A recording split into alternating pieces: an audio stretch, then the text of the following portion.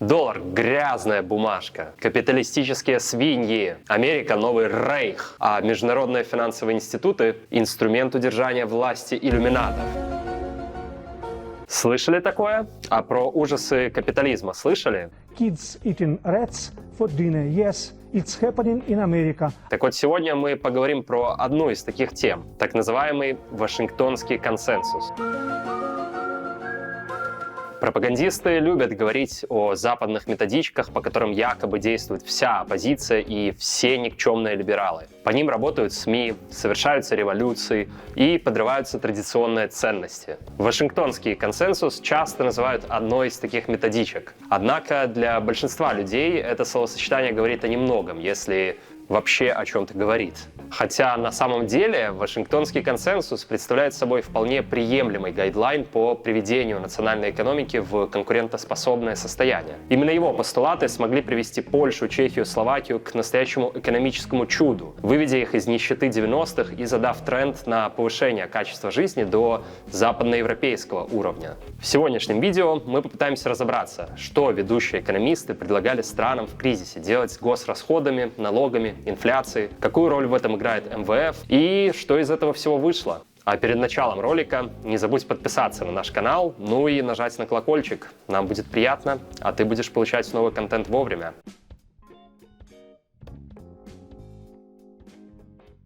Итак, почему Вашингтонский и почему консенсус? В разработке и имплементации Вашингтонского консенсуса участвовало 3 института: Международный валютный фонд, Всемирный банк и Министерство финансов США. Все 3 организации располагались в Вашингтоне, а сами рекомендации представляли собой консенсус мнений и позиций касательно экономических реформ, необходимых в тот момент ряду развивающихся стран. Ключевую роль в разработке программы сыграл Джон Уильямсон, выпускник Лондонской школы экономики и доктор экономических наук, десятилетиями изучавший проблемы экономического роста, монетарных политик, банковских систем и многих других вопросов экономики.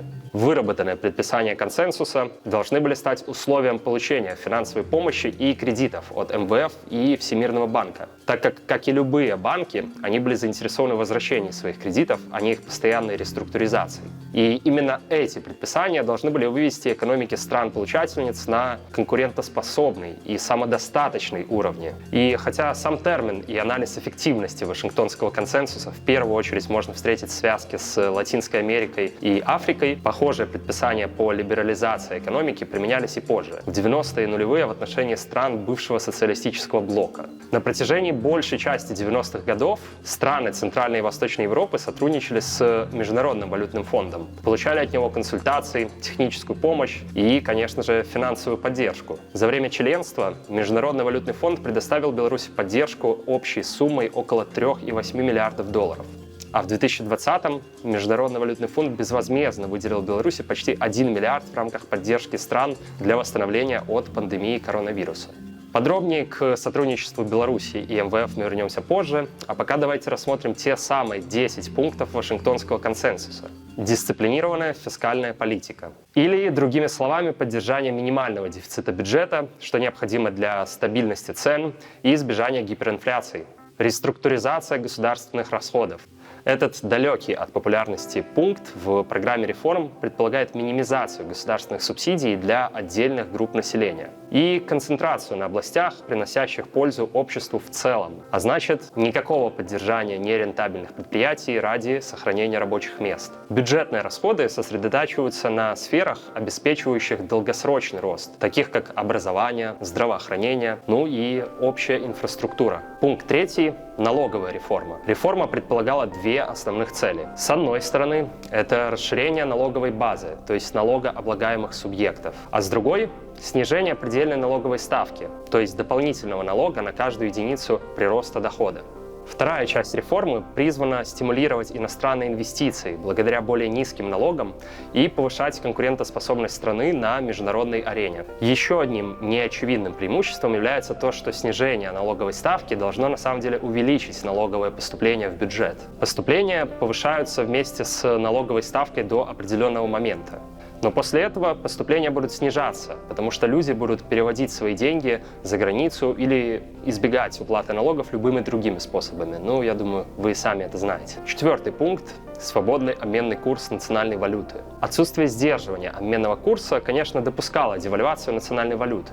Но эта реформа делала ставку на то, чтобы повысить конкурентоспособность страны на международном уровне и стимулировать экспорт, сделав его более дешевым. Достаточно контроверсийный пункт, если учитывать, что обычно страны поступают совершенно наоборот. Переоценивают свою валюту, чтобы сделать импорт более дорогим и, соответственно, поспособствовать развитию внутреннего рынка. Однако именно таким было решение Вашингтонского консенсуса, в первую очередь стоящего на идее открытой для внешнего мира экономики. Основной упор программы Вашингтонского консенсуса заключается в том, чтобы сделать экономику свободнее и убрать барьеры для входа на рынок. Поэтому главный императив следующих 3 пунктов – либерализировать. Либерализировать процентные ставки, то есть не регулировать их, а держать рыночными. Либерализировать внешнюю торговлю путем снижения импортных пошлин и нетарифных барьеров в торговле. Либерализировать прямые иностранные инвестиции для притока капитала в страну. А пункт номер 8, конечно же, приватизация. Продажа государственных предприятий призвана повысить их эффективность, снизить цены и увеличить доступность услуг.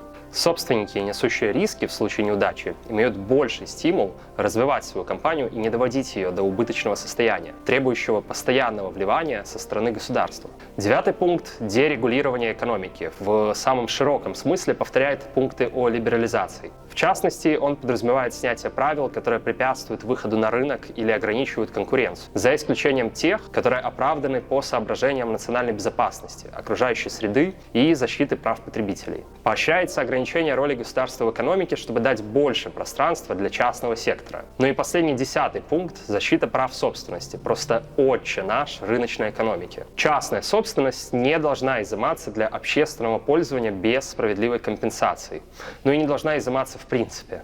Базово все эти 10 рекомендаций предлагают странам сосредоточиться на стабилизации, либерализации и приватизации.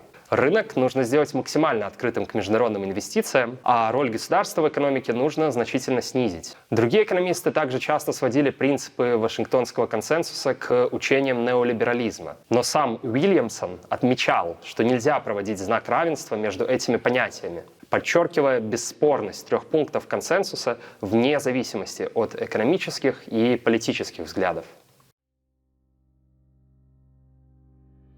С измерением эффекта Вашингтонского консенсуса в странах, следовавших этим рекомендациям, все оказалось непросто. Согласно исследованию 2020 года, реализация политики Уильямсона значительно повысила реальный ВВП на душу населения в перспективе от 5 до 10 лет. Однако в первые годы, последовавшие за реформами страны Латинской Америки, столкнулись с еще большей стагнацией экономики, долговым кризисом и падением уровня жизни населения. 80-е вошли в историю Латинской Америки как потерянное десятилетие. Другое, более свежее исследование 2021 года показало, что реализация Вашингтонского консенсуса в странах Африки к югу от Сахары привела к первоначальному снижению экономического роста с 80-х по 90-е годы, в то время как в странах, не следовавших реформам, в эти годы наблюдался положительный рост. Но вот с 2000 по 2019 годы ВВП на душу населения значительно возрос как у адаптировавших, так и не адаптировавших Вашингтонские реформы. И его темпы оказались значительно выше уже у реформирующих свою экономику стран.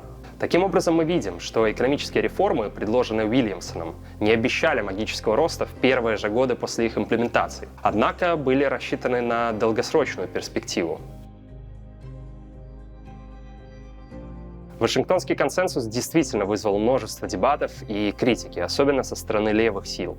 Некоторые экономисты оспаривали саму суть радикального перехода к свободной экономике, выступая за то, что некоторые отрасли все же нуждаются в протекционизме и субсидиях, а приватизация хоть и может повысить эффективность предприятий, но часто игнорирует социальные потребности развивающихся экономик. Так что, проблема действительно была в радикальной либерализации экономики? Для сравнения и справедливости ради, давайте посмотрим на страны с самой сильной экономикой в бывшем соцблоке и одними из самых высоких темпов роста в Европейском Союзе на данный момент – Эстонию, Литву и Польшу. Акцент на приватизации, благоприятном инвестиционном климате и сильной ориентации на внешнюю торговлю позволили Литве и Эстонии достаточно быстро выбраться из ямы 90-х годов. А в Польше вообще был свой Вашингтонский консенсус, и назывался он «План Бальцеровича». И, кстати, тоже состоял из 10 пунктов. План Бальцеровича своими реформами действительно во многом близок к Вашингтонскому консенсусу. Он предполагал строгое ограничение инфляции, приведение к равновесию в течение года государственного бюджета, сокращение бюджетных дотаций, отмену специальных налогов, единые таможенные пошлины и, самое главное, перевод всех сфер экономики на рыночные рельсы. Реформы в Польше также реализовывались с поддержкой Международного валютного фонда. В 1989 году МВФ одобрил план Бальцеровича и предоставил Польше кредиты на общую сумму в почти 2 миллиарда долларов. Годовой темп роста Польши в 90-е 2000-е годы был самым высоким среди всех посткоммунистических республик. Возможно, это мог бы быть кейс Беларуси, если бы в 90-е мы пошли тем же путем. Но, как мы знаем, история не терпит сослагательного наклонения. Пример Польши, Эстонии и Литвы демонстрирует, что приватизация и либерализация экономики не обязательно ведут к ее краху, а правильнее даже сказать наоборот. Так что же тогда пошло не так в странах Африки и Латинской Америки? Скорее всего, причину можно искать в том, что Польша, Эстония и Литва сами разрабатывали и осуществляли свои реформы, хотя и с поддержкой МВФ. Основная брешь плана Уильямсона же заключается в том, что его имплементация не учитывала внутреннюю специфику стран. Джозеф Стиглиц, нобелевский лауреат и главный экономист Всемирного банка, критиковал Вашингтонский консенсус за его попытку универсализировать подход, не учитывая локальный контекст и опыт на местах. Немного инсайдов от Стиглица из МВФ. Экономисты МВФ иногда составляли проекты отчетов по реформируемым странам до того, как посетили их. Стиглиц рассказывает историю, как эксперты скопировали большую часть отчета из одной страны и вставили ее в отчет другой. Так вот, недочет обнаружился, когда функция «найти и заменить по стране» не сработала в одном из документов. О-оу. Без пристального мониторинга за ходом реформ, глубокого знания законодательства и политических особенностей страны действительно можно допустить ошибки. Вот как, например, Беларусь могла вводить МВФ в заблуждение о ходе реформ в 90-х годах. Белстат в своей статистике по праву собственности относит к частным все акционерные общества. Даже те, где единственным акционером является, собственно, государство. Такими примерами являются МАЗ, БелАЗ, МТЗ и множество других промышленных предприятий. Еще одним примером такой махинации могут служить статусы таких предприятий, как Амкадор или Миловица.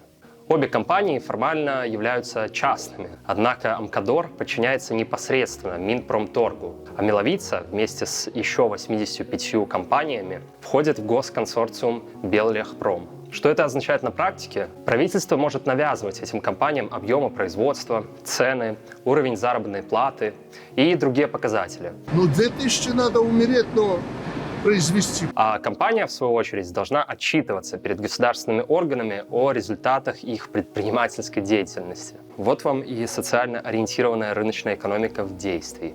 Экономические реформы — это всегда большие вызовы для общества. В будущем Беларусь ждет долгий, тернистый и, скорее всего, весьма болезненный процесс перехода на рыночные рельсы, который так и не был завершен в 90-е годы. Однако невозможно построить по-настоящему свободное общество без свободной экономики.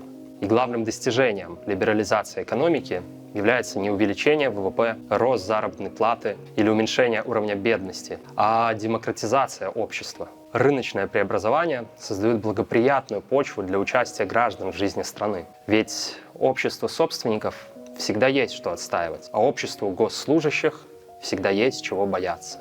С вами был Молодежный блог. Не забудьте подписаться на канал и поставить лайк, а также желательно оставить комментарий и нажать на колокольчик. В следующих видео мы будем больше говорить об экономике. И всем пока!